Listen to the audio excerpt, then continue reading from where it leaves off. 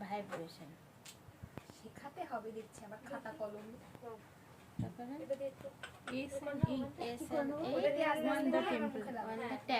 On the temple মানে SN8 on the temple মানে এই এরিয়াটা, ঠিক আছে? তাহলে এখান থেকে শুরু করবা, বাঁ হাতটা এখানে লাগানো থাকবে, এখান থেকে SN8 অন দ্য টেম্পল মানে S8 এর মতন করতে হবে, এই যে অন দ্য টেম্পল। তারপরে অ্যারাউন্ড এরিয়া বলতে পুরো প্রথমে তাহলে টেম্পলটা করলাম, এই যে টেম্পলটা এখান থেকে আর এটা কি করব পুরো অ্যারাউন্ড দ্য এরিয়া।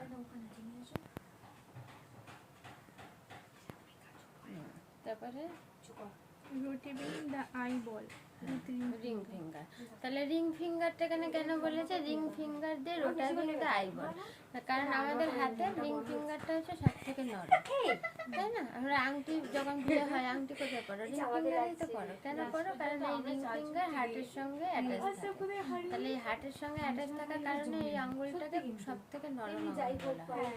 আর চোখ আমাদের নরম জায়গা, ওই জন্য সেখানে সবসময় নরম জায়গা দিয়ে আর নরম হাত দিয়ে করতে হবে। তাই প্রত্যেকটা আঙুলের একটা একটা করে নাম আছে।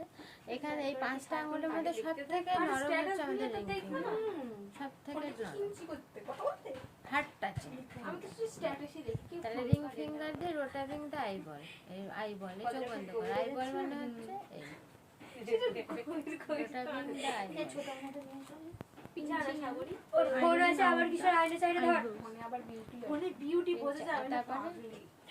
আমি এখান থেকে রোটারিং দ্য আইবল হচ্ছে এই যে চোখের উপরে এখানে তোমার প্রেস দিতে হবে। এই যে ক্লকওয়াইজ আইব্রো মানে আইলিডের উপরে যে করলাম করে হালকা প্রেস দেবো, দিয়ে আবার অ্যান্টি ক্লকওয়াইজ করবো, দিয়ে আবার হালকা আমি বারণ করলাম, বুঝতে পেরেছো? কথা শুনছে ক্লকওয়াইজ করে হালকা প্রেস দেবো, আবার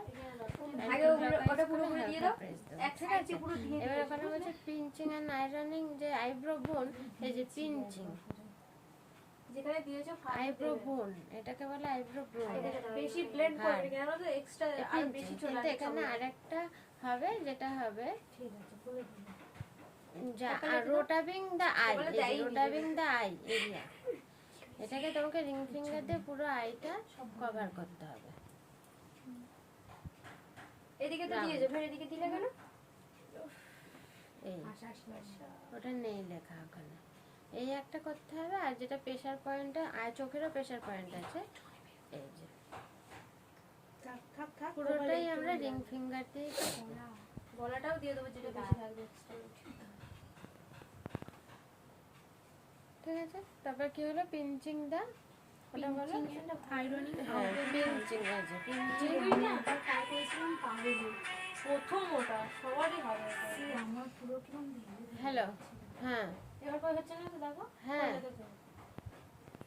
আচ্ছা যে যারা মেকআপ করে দেখলা যে নিজেকে কেমন করে। এবার আয়রনিং যেটা বলেছে এই যে আয়রনিং আইব্রো বোন,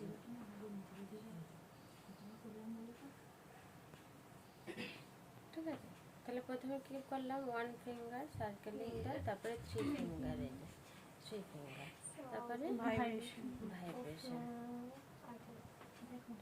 তারপরে SN8 on the temple,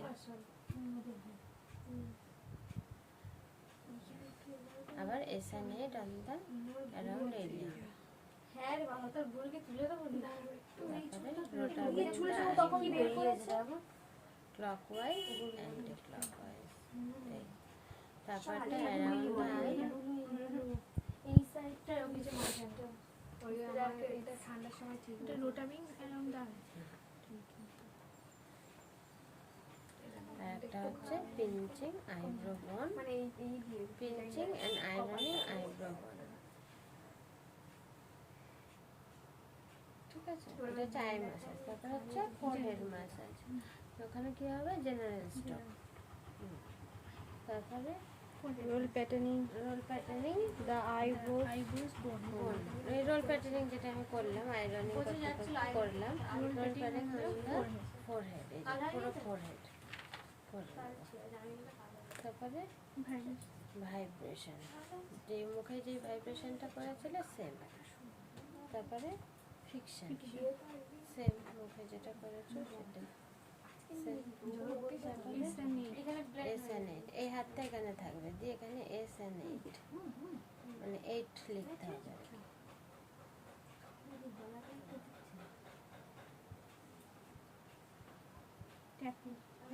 tapping মাথায় এরকম করলে খুব ভালোই লাগে, ট্যাপিং। তারপরে কাপিং এন্ড আইরনিং দ্য ফোরহেড, তাই তো? এই হাতটা এরকম সোজা আর এটা এরকম থাকবে, হাতটা থাকবে এই সোজা আর এটা থাকবে এরকম, দিয়ে cupping and ironing out the forehead. আবার এই দিকেরটা এই হাত,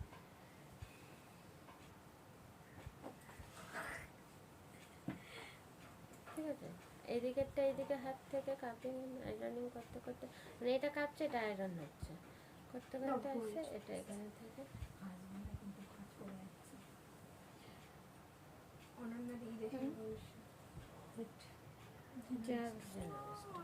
এ হচ্ছে আই আর ফোরহেডের মাসাজ। তারপরে মোমা দেখো, এ দেখো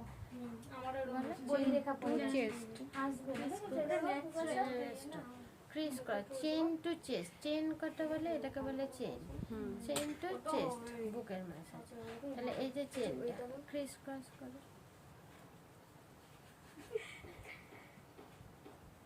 তারপরে Clapping with one hand.